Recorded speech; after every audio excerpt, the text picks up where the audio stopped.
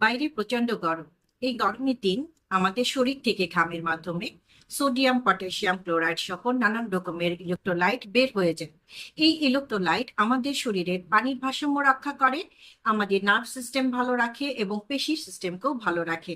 এই পেশি system, nerve system এবং পেশি যাতে ভালোভাবে কাজ করে, তাই আমাদের শরীরে ইলেকট্রোলাইট যুক্ত খাবারগুলো গ্রহণ করতে হবে, যেন আমাদের এই পেশিগুলো ভালো মতো কাজ করতে পারে।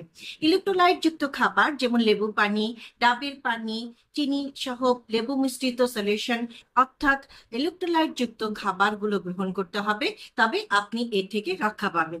ইলেকট্রোলাইট যুক্ত আরো কিছু খাবার রয়েছে, যেমন তরমুজ, মিষ্টি আলু, টক দই।